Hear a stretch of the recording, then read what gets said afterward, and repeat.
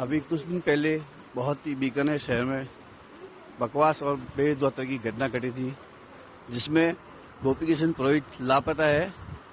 नामी ज्वेलर्स के खिलाफ मुकदमा दर्ज हुआ है। घटना की पूरी जानकारी गोपी किशन के पुत्र से लेते हैं। बताइए घटना की जानकारी ये है कि लाल 3 दिन से लापता। मेरे पापा 27 तारीख की ये घटना है। 27 तारीख सुबह मेरे पापा दुकान गए थे। उसके बाद मुझे बुलाया गया कि तेरे पापा की शुगर बढ़ गई है, तुम दुकान हो। तो मैं दुकान गया, वहाँ देखा कि मेरे पापा के सारे कपड़े खोले हुए थे और मैं उनको मार रहे थे। पूछा तो कि चोरी का इल्जाम लगाया 1 करोड़ की। और मैंने कहा तो सीसीटीवी फुटेज के वो हम सब दिखा देंगे बाद में, पहले तुम कपड़े खोलो, तुम्हें भी मार खानी है। तो मैं भी कपड़े खोलने लग गया। उसके बाद से झूमर सोनी, बच्चू सोनी और श्याम शेरी मुझे भी मारने लग गए। दिन भर मुझे मारते रहे। 2 घंटे बाद मेरे को 2 घंटे मारने के बाद मेरे दोनों भाइयों को और बुला लिया। मेरे छोटा भाई राहुल पुरोहित और आशु पुरोहित, उनको भी बुलाया। उनको भी बुरी तरह मारा है दिन भर। और पूरे हॉल में जो एसी है वो चला दी, पंखे चलाकर सारे कपड़े खोलकर ठंड में उन्हें हम सबको मारा है। चारों भाई, मेरे पिता और हम तीनों भाई, चारों को उन्होंने दिन भर मारा है। लास्ट में जाके उन्होंने रात को 10 बजे के करीब मेरे मामा जी को बुलाया है। उनको कहा कि इनको ले जाना है यहाँ, तो यहाँ 1 करोड़ रुपए दे दो, नहीं तो तुम्हारे जमीन के पेपर और जो भी है वो दे दो। तो मेरे मामा जी ने अपने जमीन के पेपर और मामा जी के लड़के नवल आचार्य, विष्णु आचार्य ने अपने 83 चेक 30,000 रुपया प्रति महीने के हिसाब से उनको चेक दे दिया 14 साल का, और कहा कि अब इनको ले जाओ। जब तक उन्होंने चेक नहीं दिया, पट्टे नहीं दिए, उन्होंने नहीं छोड़ा। और तब तक दिन भर हर थोड़ी देर में मारते रहे। कभी बच्चू सोनी आता है, कभी झूमर सोनी, कभी कैलाश सोनी, कभी श्याम शेरी। एक हटता है दूसरा आता है, हमसे मारता है। और तेजाब की बोतलों से हमको बहुत डराया गया। उसके बाद जब थाने गए तो थाने में आपके साथ क्या व्यवहार हुआ, क्या थाने में हम रिपोर्ट लेकर गए तो पुलिस वालों ने सख्त मना कर दिया कि हम ये रिपोर्ट नहीं लेंगे, बच्चों के खिलाफ हम नहीं लिख सकते। जब तक बच्चू सोनी वह नहीं आए हमारी रिपोर्ट नहीं लिखी गई। और उसके आने के बाद भी 2 घंटे बाद दोनों बच्चू सोनी अकेला एसआई से बात करता रहा, अंदर हमको नहीं बुलाया। एसआई से बात करने के बाद बच्चू गया, उसके बाद हमारी रिपोर्ट लिखी गई, जिस पर भी अभी तक कोई कार्रवाई नहीं। आज 3 दिन हो गए उसको रिपोर्ट लिखाई हुई, उस पर कोई कार्रवाई नहीं है। फोन लोकेशन ट्रैकिंग कुछ भी नहीं बताई अभी तक उन्होंने। पिताजी का कुछ पता चला आपके? पिताजी का अभी तक कुछ भी पता नहीं चला, कोई भी सुराग नहीं है उनके पास कि अभी तक कार्रवाई चल रही है। कभी बयान के लिए दिन भर पुलिस स्टेशन बैठा के रखते हैं, कभी मेडिकल टेस्ट के लिए बैठा के रखते हैं। और आज भी कल दिन भर मेडिकल टेस्ट में था, अभी भी मेडिकल टेस्ट में मेरे भाई दोनों भाइयों को लेकर गए हुए हैं।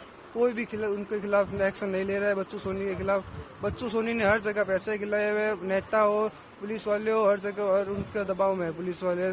बच्चू सोनी के खिलाफ कोई भी एक्शन नहीं ले रहे।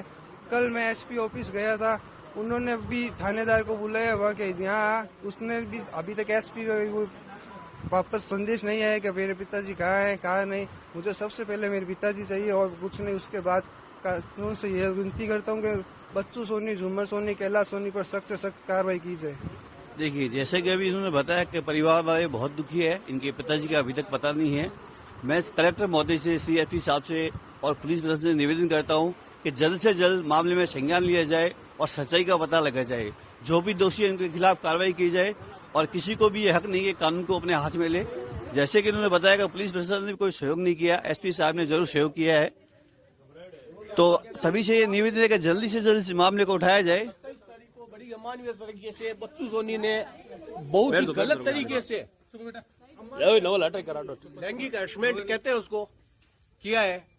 ये बच्चा बताने की स्थिति में नहीं है कि उसके साथ क्या हुआ है, फिर भी पुलिस प्रशासन उन्हीं का सहयोग कर रहा है। मुझे इस बात का बड़ा रोष है कि पुष्करना समाज इतना बड़ा होने के बावजूद भी आज हमारी कोई सुनवाई नहीं हो रही है।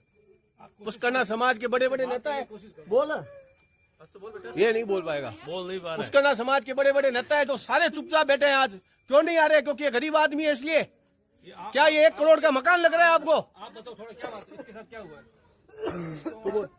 मेरे पास फोन आया, पापा की तबीयत खराब है। मैं दुकान गया तो पापा नंगे खड़े थे, वहाँ मार रहा था बच्चू सोनी उनको। रो मत।